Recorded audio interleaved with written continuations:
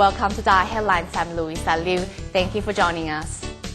All over Myanmar, people are uniting their efforts to restore normalcy after Typhoon Nargis. However, despite the reopening of schools, many poor children are still out on the streets, vending and offering unskilled labor to provide for their families.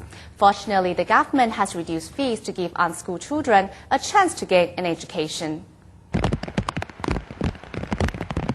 In Myanmar, the wet season spans June to September. Still reeling from Cyclone Nargis, the people are finding this year's wind and rain even tougher to bear. The disaster, unprecedented in Myanmar's history, tore countless families apart, orphaning children and sending many to take refuge in temples.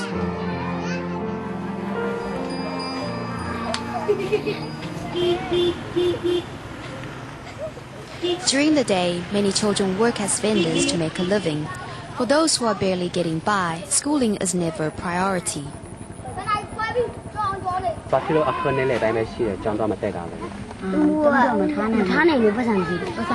Most local households rely on farming and fishing for subsistence.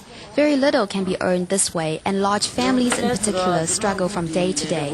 By ploughing 13 acres of land over 2 months, she earns only 65,000 kyats. Making an average of merely $1 a day, her family of 7 has to make sacrifices in order to survive.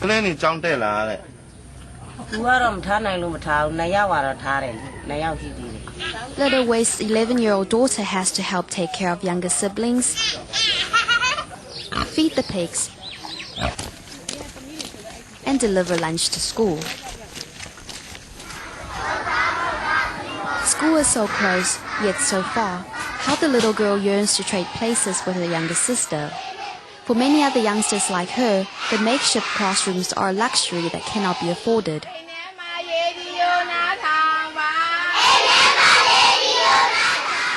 The cyclone leveled Sampia Elementary School, and its 168 pupils now attend class in tents. This is 4th grade, this is 2nd grade, and this is preschool class. The 2nd grade is over there, and outside we have the 3rd grade. There are only 3 teachers in total, including the principal. Students cram themselves under one roof and still spill into the outside. Class groups are demarcated by sitting with their backs to one another. The brand new school supplies and the food in the round lunch boxes are gifts from various organizations. I'm extremely grateful for the rice that was donated to us after the cyclone.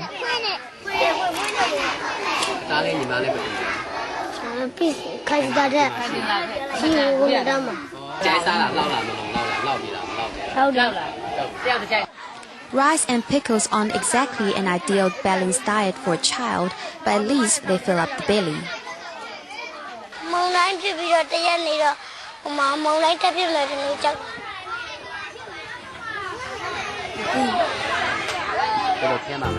The smiles on children's faces disguise their inner fear and grief, but are emblematic of post-disaster strength and maturity. But amidst the destruction of Cyclone Nargis, there is one small benefit: a reduction in school fees.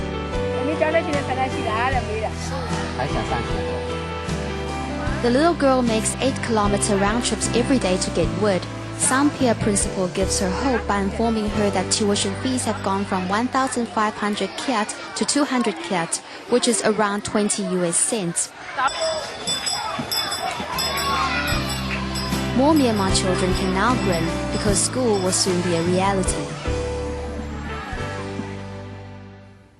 Staying in Myanmar, as Tzu Chi volunteers continue their search for potential Dai village sites, they took time out to visit some local people. Tzu Chi recently distributed seed to local farmers who immediately sowed the grain, 80% of which has already sprouted.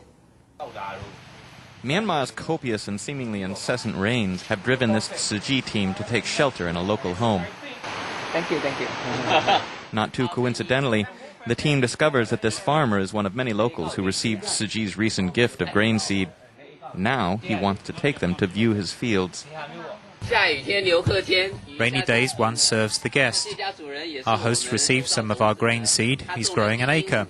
He has 13 acres total, but only one here.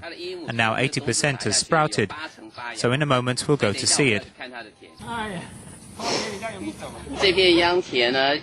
Behind me is a seeding field. This is 10 days after the planting.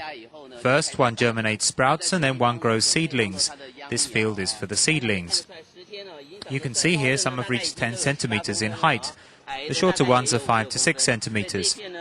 So this is a great green hope, cultivated from Tzu Chi's grain. From seeds to sprouts to seedlings, and then to a full field of rice. 3 months from now, the harvest here will feed this family for one more season. How many feet? Besides re-establishing their economic foundation, Tzu Chi also wants to create for these people a safe haven from future disasters. Their search for a suitable site for Gongyanggong's Da'ai village is still underway. Here, they confer over a map with government officials.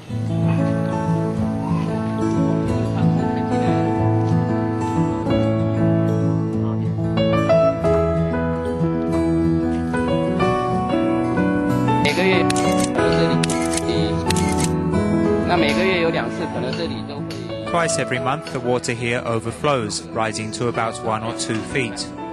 So our target is to aid all the villagers in these areas, and looking at their living situation, they need our help. Each step in this process is being made with careful consideration to guarantee that Tzu Chi's Da'ai village will provide these people with the maximum possible security and support.